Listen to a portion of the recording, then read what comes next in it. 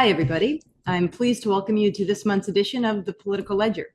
I'm Jenni McIsaac, Chief Experience Officer at Canaccord Genuity. Now, The Political Ledger is a new monthly video series and webcast. And really, we've designed the series to provide expert insight and perspective into the intersection of politics, the economy, and business, especially based on the backdrop of our increasingly complex political landscape. Now, each month, I'm going to be joined by Rod Phillips to my left. Rod is Canaccord Genuity Corp's Vice Chairman, former Ontario Minister of Finance, and current chair of Toronto Global. Now, each month, Rod is going to be joined by notable guests, and he will lead conversation into really what's going on in the world of politics in that given day, week, or month. This month and today, we're going to dig into the upcoming political election that's been called for the end of April. Rod, welcome. Thank you, Jenny. We're really looking forward to this. We'll look forward to hearing any ideas people have as well about what will be interesting, but certainly interesting times we're living in. Exactly. So, Rod, I'm going to cue you up with a few questions now, get the conversation going. But just to everybody who's live, please submit questions if you have them in the chat bot at the bottom of your screen. So, Rod, just to set the context here, obviously, Prime Minister Mark Carney on Sunday announced that on April 28th, we're going to be hosting we're slated for a Canadian federal election. Many people are calling this sort of the most consequential of our time. And so can you just, for everybody listening, sort of set the context for the election and really the state of our three major political parties and their leaders? So, Jenny, for every politician, they always say every election is the most important because it is for them, because it's about their job. But I think this is really a case with the backdrop, and I know we're going to talk about it, of what's going on with our neighbors to the south, what's going on in the country, what's going on in the world, that this really is likely the most consequential election, at least potentially the most consequential election in our lifetimes. Right now, if the election was today, what the polls would tell us is that Mark Carney would be the prime minister and likely a majority government, which is a remarkable story in itself. The Conservative Party under Pierre Poilievre, which has been 2 months ago, would have been saying the same things, that they would be forming the government, I think is trying to find its footing and change the agenda and the conversation. And the NDP, who are always very important in politics in Canada, in part because of what they talk about, but also because of what they do in terms of the votes that the Liberals and the Conservatives don't get, are struggling in a way that they haven't struggled in a generation. So it's a very interesting time, very consequential time, and each of the parties faces their own challenges for the next number of days. Now, let's just start on the Liberal side and Mark Carney. To your point, the Liberals were in a very different situation 6 months ago, as were the Conservatives. Talk to me about, Mark Carney's background, the Liberal Party policies, and, what they're facing in the next 4 weeks in this election trail. Yeah, so the story of Mark Carney and his political rise is really a remarkable one. I once said to him that, if we had a search committee and a search firm to pick a prime minister of Canada, you'd likely be the kind of person that we picked. But it wasn't in a good way. It was in a way of saying that that's not the way politics tends to work. Yet with his rise, I think we can't underestimate what the effect of Justin Trudeau leaving and the anger that came out of the system simultaneously, when some legitimate concern, even bordering on fear for a lot of people, and Mr. Carney came in at that time with the image of a problem solver, of an experienced individual, a steady hand at the wheel.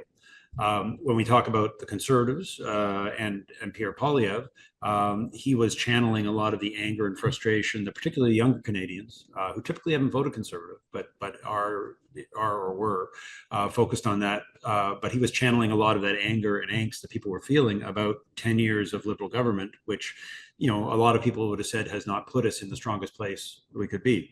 And what happened was that anger now seems somewhat misplaced.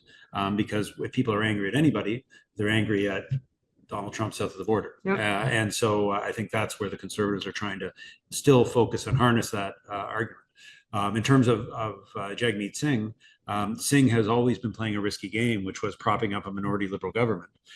Almost always in parliamentary democracies, that doesn't work out well for the people who propped up the minority government, because the government takes all the credit for the things that are good and nobody remembers, all the bad things. They go, well, why did you prop those guys up? So a lot of people would say, and I would agree, that Singh misplayed his cards by never bringing down the Trudeau government And the fact that Trudeau, in effect, did that on his own, although it was really his own party that threw him out, has now left him as a bystander in this very consequential conversation. So people, I think, are going to be asking, how would Pierre Poilievre deal with Trump and the issues we're facing? And how would Mark Carney deal with them? I don't think anybody's right now wondering about Jagmeet Singh, which is a bad place for them to be. Now, you've brought up Trump. No question. The Trump administration, the proposed tariffs will be the biggest ballot question of this election. Talk to me about what you think about Trump's approach with Canada over the last, month too. So I've never met him myself, but I know a number of people who have. And what has resonated in my experience about the sort of person is people who come out of the development industry and development space. And he is, after all, many things. He was a celebrity host of a very popular TV show. He did a lot of things in his life, but at the core, he's been a developer in one of the most aggressive real estate markets in the world, New York. And that strategy from a development perspective is often, you're going to let me build 40 stories. I need 80 stories. The world's going to end and I get 60. So we both won, or I won. They also tend to look at things, and I don't want to typify, but they tend to look at each project has to win in its own right. It isn't necessarily about the longer term, bigger picture. It's this, this development, this thing I'm focusing on. I will win or I will lose. I will get what I need or I won't get what I need. The third thing I'd observe, and I've seen it in politics, I've seen it in business, in a lot of things, but when people have something and they lose it and then get it back, they often have a much more determined approach, whether that's in business. If you've seen people who've been successful and then had a down, but they come back, a lot of people assume they're going to be the way they were. In politics in particular, politicians who won and lost and then win again often come back in a much more determined way. So I think we're seeing someone who's very determined to do what he wants to do, someone who does tend to look at things in a zero-sum fashion, and someone who's used to demanding whatever he needs to get what he wants. Interesting. And trying to differentiate needs and wants. I think that's going to be the job of the new government, figuring out how much he has to get. Interesting. Now, talk to me about how Trump and those proposed tariffs are going to play into this election race. Well, that is, when we talk about this being consequential, there have been many important elections. Often people go back to 1988, which was a discussion about free trade and a pretty pivotal election. But if you just compare, that election, for those who recall it, and this one, that was more of a theoretical discussion about what might happen. What's going to be different about this election is, assuming that things go forward and there are tariffs on April 2nd, in real time, these things will be impacting people. This isn't going to be, is it a good idea? This is going to be, there's a 25% tariff, and within 10 to 12 days, based on what people, for instance, in the auto sector are saying, we could see hundreds of thousands of people in Ontario not working, plants closing, hopefully temporarily. How does that affect the dynamic of an election? Am I more likely to think that the prime minister is a good guy because my neighbor or, my neighbor's neighbor or myself just lost my job, but he's fighting for me? Or am I going to blame him for, how did you call an election when we're in the middle of these things? Nobody knows. But the parties are going to have to be reactive to that. So I think the major event will be that tariff decision and what actually happens. Of course, Donald Trump on any given day can decide to involve himself in the election. For all we know, the vice president he's in Greenland now, apparently. He might fly to, he might stop in Newfoundland and, meet with the leader of the Green Party. Who knows, right? So the potential for there to be extraneous events, which from a campaign point of view is challenging, because you try to plan your campaign. And of course, there are the debates in the middle of April, where presumably there'll be a crescendo of all these things happening, and one or the other leader's ability to focus on what will likely be one of the best viewed Canadian political debates. Not typically, me and my friends like to watch them, but typically most of the people who are watching this podcast wouldn't be marking in their calendar, I can't wait to watch that debate. But I think you'll probably have millions of Canadians tuning in. So there's going to be some events, and obviously what goes on, and in a real visceral way, what goes on, with the aluminum tariffs. We're already starting to see closures, particularly in Quebec. And will people care? Obviously, the people being affected will care. Will other people care, and how will that affect their vote? Now, knowing, the conservative and Poilievre approach, knowing the liberal and Carney approach, talk to me about how you think they're going to navigate, the complexity of Trump and, to your point, externalities that might enter. So if the ballot question, and then ballot question for folks who don't follow politics, is just a simplified way of thinking about what every political campaign is about, which is if I'm running a campaign and Jenni's running a campaign, and we will both have different versions of what we would like people to be thinking when they go in the ballot box. That would be the ballot question. And right now, and then sometimes, even though you have a campaign, the ballot question just is what it is. Right. So right now, the ballot question that Mark Carney would like, because he clearly wins on that, is who's best to deal with Donald Trump. And that question, as it stands, tends to him, which is why if there's an election today, the polls say he would win. Pierre Poilievre, the ballot question was about affordability, about change, time for a change. It was about who's going to make the changes in the country that are going to make life better for me. And to the extent people are thinking about that, Pierre Poilievre is the superior candidate. The challenge right now for anybody is that sometimes you don't get to choose. It just is what it is. We watched a provincial election in Ontario just now where Doug Ford and his team made the question about, this is about Trump and fighting Trump. And in that context, he was the superior candidate. And by the way, as premier, he got to fly to Washington a couple of times and actually do the job while he's doing it. If we compare that, Bonnie Crombie's team said it's about healthcare. Now, everybody would say healthcare is really important, but trust me, very few people were voting on healthcare. So that definition, I think there's a really high probability that it's outside the ability of either campaign to change it. All these dynamics are going to affect things. But if you aren't talking about what people want to hear about, you better be very compelling. Yep. And so when we get to that debate, which will be a focal point, one imagines that they're both going to be trying to prove that they are the better person to handle Trump. Poilievre, perhaps from the perspective of, I'm going to fix all these problems, and you can't trust him to do that. And these problems are why we have a problem with Trump. Yeah. And Carney going, oh, my Rolodex, look, Donald Trump, I've met him, and who's more likely to be successful. Just a reminder to folks who are listening in, if you have any questions, submit them in the question box at the bottom. I can see here a few questions have come in. So Rod, I'm just going to pull some of these into the conversation. The first, what's your opinion of Doug Ford connecting with Carney, and is that troublesome to the Conservative Party? Absolutely. Listen, Doug Ford, who I had the privilege of working with as his finance minister, is not a particularly partisan guy. That's his appeal. He does other things well, but he's not someone who particularly is really focused on conservative or liberal or NDP. So it didn't surprise me at all when the day after Carney was elected, the first call that Carney wanted to make was to the premier, who is also right now the chair of the Council of the Federation, which is a sort of somewhat informal group which premiers take different turns being chair, but Doug is the chair of it right now. And so the affinity, Ontario, if you think about the election, and we can talk about the different parts of the ridings, but Ontario is critical to either government. Neither side can really form the government without winning in Ontario.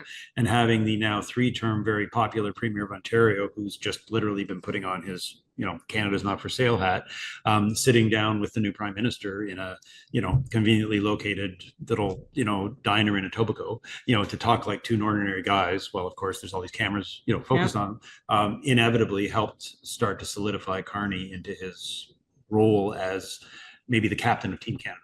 Or maybe the co-captain. I mean, Doug would probably argue he's captain too. And so just to dig into that, how does Poilievre respond to that?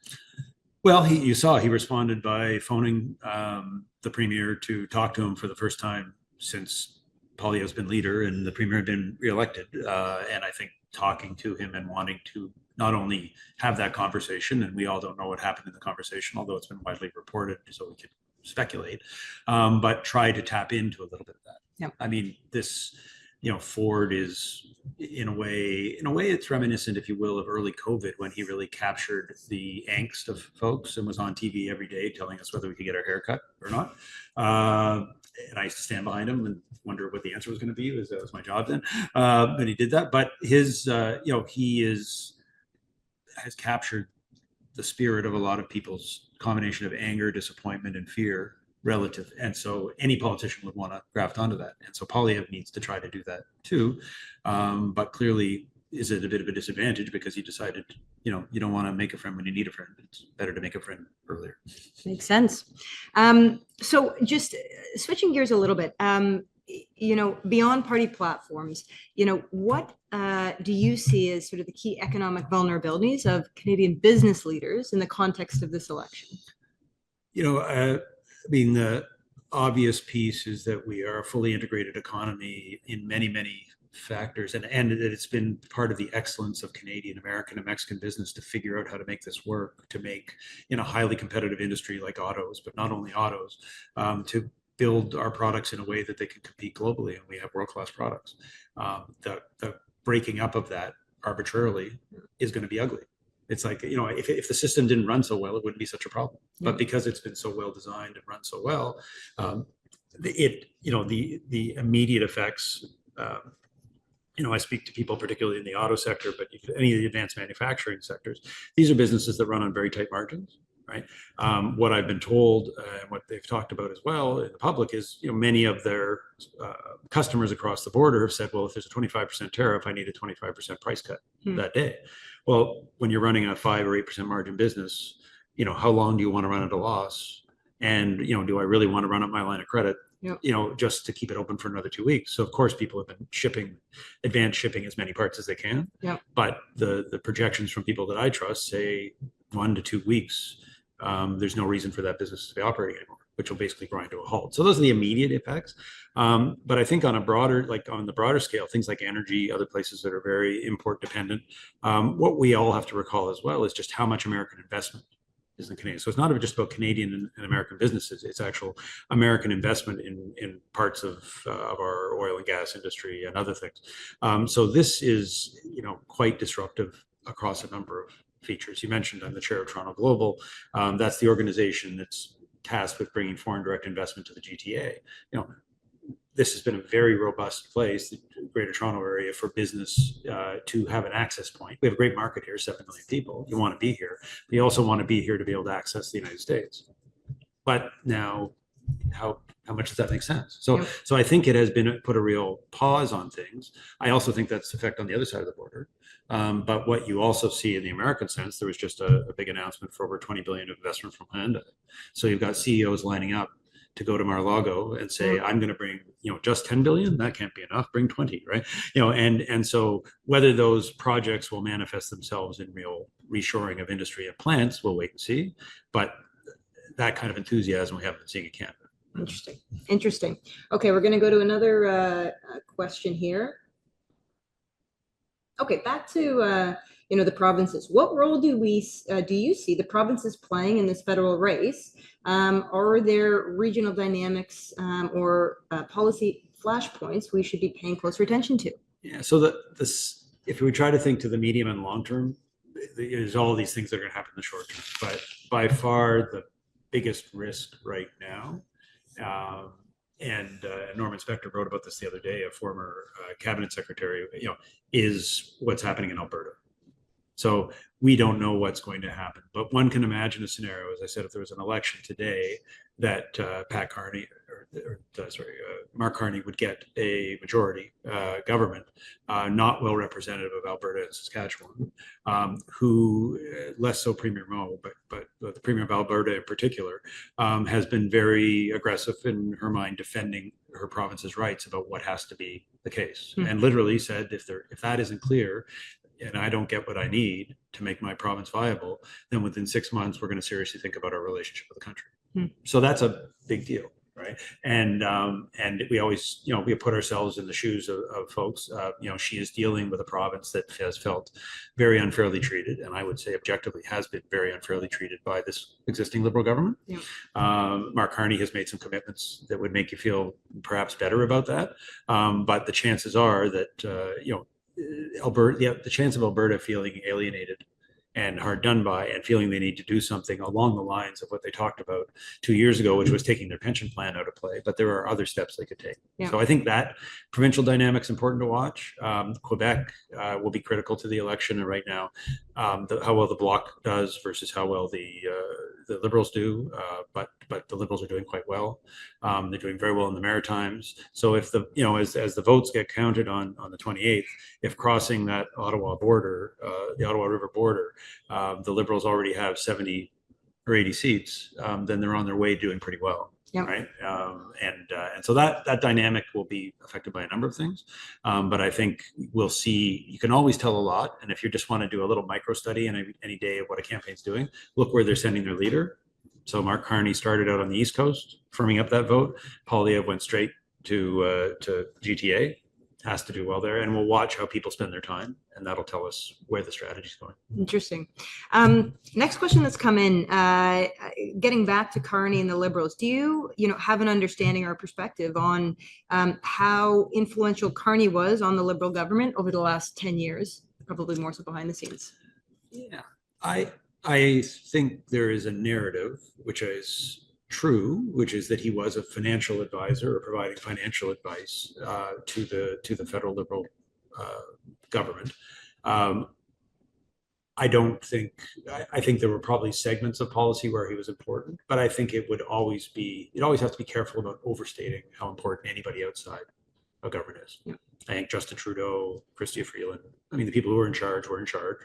And I'm sure Mark Carney could get his calls returned because he's Mark Carney, Yep. but he had another job. I think there was obviously a lot of alignment on the zero carbon agenda, and that very much played into his roles at the United Nations, at Brookfield, and otherwise. So one would imagine on that they were aligned, but I don't think he was writing the budget. Makes sense. Next up here, Rod, given your extensive experience in both the private sector and government, what qualities do you think are essential for the next generation of political leaders in Canada to effectively address our evolving economic and political challenges? So I have a particular preference on this, which is I really think it's great. And we have a lot of great younger people. If I looked across the Conservative Party, the Liberal Party, a lot of folks in their 30s, early 40s, even some in their 20s, who are really impressive, motivated, visionary folks. I think some experience outside of government is super helpful. And I say that, I came to government pretty late in my 50s, so that might just be me talking my own book. But I actually think it helps. The flip side of that is, like any profession, the more you do it, the better you get. So if you were to look at most of the leaders over the last 20 years in Canada in politics, and literally I can name the ones that this is not true for, that's how small the number is, almost all of them were one way or another a professional politician. And some of them are surprising, like a guy like Mike Harris, who I think was a good premier, but really Mike Harris was in politics. Stephen Harper, he started on the Conservative side of the ledger, really was in different versions of politics. Yep. As a staffer and things in his life. He's in business now, obviously, Prime Minister Harper.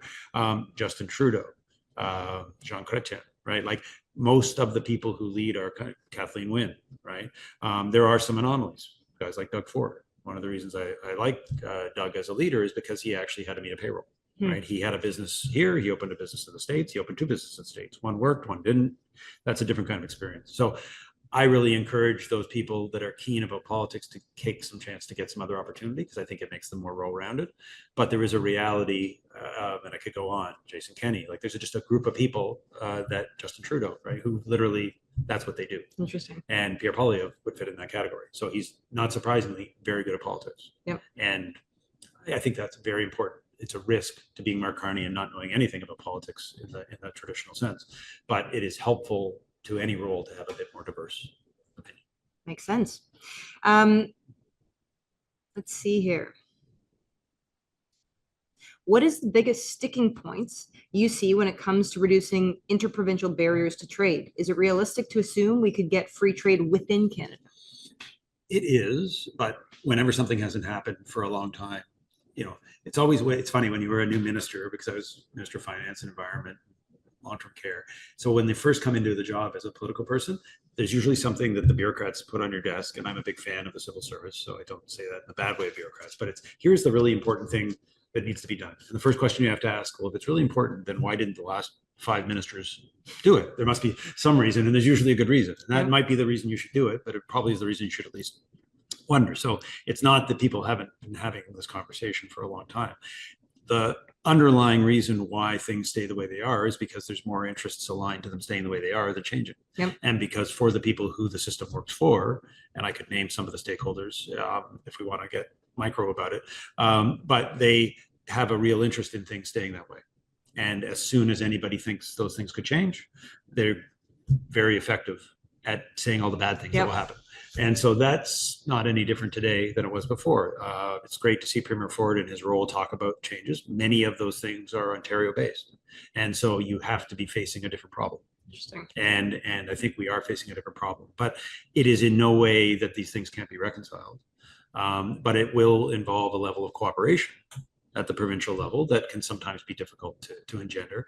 And you have to lay that across the various risks. Again, we talked about Alberta. You know, I happened to take over as finance minister near the end of the discussion of a national securities regulator. And I brought in securities regulation changes in Ontario and just said, if everybody else wants to do it, that's what we're doing. But that was a really good idea, but it didn't get done in the time frame. And by the time we got to the point where I was looking at it, you know, Alberta wasn't happy about this, Quebec wasn't happy about that. So everybody just went, we had to do it. So hopefully we're in a period where we can get that kind of alignment. And certainly each of Pierre Poilievre and Mark Carney have talked about driving it, but people forget about Canada. This is a federation, which means the provinces are actually just as important in the law as the federal government. So the federal government can't, in certain areas of jurisdiction, the federal government can just decide to do things. But in some areas of jurisdictions, only the provinces can do this. So you really need alignment around that from all the levels of government. Entirely possible. And I'm optimistic, but all those interests are still all those interests. Okay. Now, I've been waiting for this one to come in through the line. Who do you think will win? If there was an election today, I think Carney would win, but we have never had an election with so much volatility. You know, what happens when there are, you know, 300,000 to 500,000 people not working that were working at the beginning of the election? And as I said, do they feel now I really need Mark Carney to protect me? Or do they feel like I don't believe that Mark Carney wasn't protecting me? Does that even happen? Does the April 2nd pass and they say it's going to be May 2nd, right? At which point, you know, because the Premier of Alberta went in the media and said that she'd asked Trump's government to delay it so Poilievre could get elected, then everybody's going to go like, oh my God, is this all somebody, you know, plunking for Poilievre? So I don't know. And I think at this stage, one of the things to do is watch the trends. And if you were watching the trend lines, they're very distinctly going in a direction which is seeing the Liberal fortunes improve. The last set of polls I saw the Liberals at 45%. I think you might have to go back to Justin Trudeau's father to go to a time when the Liberal Party actually was polling at 45%. Now, that might sound great, but the election isn't for, you know, several weeks. And we saw what happened with Pierre Poilievre. If the election had been 2 months ago, he'd be prime minister. Who knows what the situation will be a month from now? As they say, a week is a lifetime in politics. So we'll have to see. We'll have to see. Yeah. This is something we haven't touched on. What policy areas do you think are being overlooked in the campaign, but could be major elements of post-election? Well, I think that national unity file that pops up from time to time, I'm not sure it's being overlooked, but I think there's a lot of simmering angst. And I think having spent a bit of time in Alberta recently, we shouldn't underestimate the depth of that. So I think that's probably the major one. There is, of course, the reaction to the tariffs, but this is not the reaction to what do we do to support people. And I know work is being done at the provincial and the federal levels about this. So if we do have people out of work, and if you actually believe there could be a reshoring of manufacturing or other businesses into the United States, how are governments going to deal with that? Conversation of retraining and support and others. The whole idea of the interprovincial trade barriers. I also think outreach into other markets. I mean, almost as long as we've been talking about getting rid of interprovincial trade barriers, we've been talking about trading not just with the United States, but with other countries. Yeah. The interesting thing that we're finding now, again, the Toronto Global role gives me a bit of perspective on this, is there is suddenly more interest. There's sort of a common cause issue with European and even particularly South Asian places where, again, we've had some political arguments and disagreements with countries like India and China. But I think everybody is also seeing the opportunity because Canada is a good place to do business with. I mean, people like to do business with people you trust. Yep. And by and large, globally, we're seen as the victims here. I don't think that's good for us. I don't think we should think of ourselves as victims. I think we should, put ourselves in a stronger position. But I think there's an opportunity to think about that. Yep. Makes sense. Now, you referenced a few minutes ago the debates in a few weeks. We had a question come in around them. What should the business community be listening for during the leaders' debate? Are there particular cues or commitments that could be especially telling? It's a great question. So I think different for different people. We'll focus mostly on Carney and Polyev, but I will talk about Singh a little bit as well because he's going to matter. I think for Carney, if you were to think about the traditional ways we think about Canadian politics, he would be into that business liberal, blue liberal. If I were to say a name, Paul Martin, that kind of, although to be fair, Paul Martin had a lot more business experience than Mark Carney. I mean, Mark Carney has essentially been a very, very senior bureaucrat most of his life, last few years at Brookfield, but not in operating roles. Where, to give credit to Paul Martin, he actually ran and built businesses. But that solidifying of those things, particularly on what he is framed as conventional energy, right? There seems to be a consensus that pipelines, other things are going to be very important, exploiting our mineral resources and using those correctly. So I think the business community should want to hear from Carney real commitments they can trust. He absolutely got rid of the carbon tax, except what he actually did was just reduce it to zero. So it still exists, right? So there are a group of people who'd like it to be gone because that would be different than I turned the dial down. And I think given the strength of his previous commitments on those issues related to zero carbon, to the extent that the business community believes in the resource future, they should focus on that. For Polyev, I mean, this is, Pierre Polyev has a very deep and sophisticated set of ideas that are very much free market, very much free enterprise, very much freedom oriented. And I think his articulation of those and the confidence that he gives people that he will follow through on them. Because, there is also an underlying sense from a lot of business people that there are just systems in the country that need to be broken and rebuilt. How we approve things. Like, why does it cost more to build a kilometer of subway here than it does in Paris or London? Yeah. Right. Like that seems kind of crazy. And I think the strength, but the things you'd want to hear from is what does he specifically want to do there? Because I think, whether or not it's the right positioning with people's level of anxiety about Trump to get elected, we'll see. But there's a lot of people with a sentiment that there's just fundamental problems. And Polyev has been pretty clear. He sees that. From Carney, it's almost like I can adjust the dials. He wants a whole new machine. Yep. And it'll be interesting to see how comfortable and confident people feel in both those explanations. And at the end of the day, we all that spend enough time, even to spend your time, thank you, on a podcast like this, we intellectualize politics way more than most voters. Most voters, 20% of it is what they think, and 80% of it is how they feel. And it's always worth remembering. It's one of the reasons why sometimes they say in a political debate, turn the sound off and just look and see what you see. And if there's someone who you feel you're more comfortable with, half the time that's going to be enough to make people vote for that person. Rod, I'm going to pause us there. We're just past the half hour. Thank you to everybody who submitted questions. Rod, thank you for joining. Just to set up what we're going to be focused on next month, we're going to be live days before the election. Rod's actually going to be joined by a leading Canadian pollster, getting into the insights of sort of what's going to be unfolding over the next 4 weeks. So look forward to picking up next month's episode of the Political Ledger then. Thank you. Thank you. And please, in the comments, any topics or areas you're interested in, we're interested in what you're interested in. Thanks.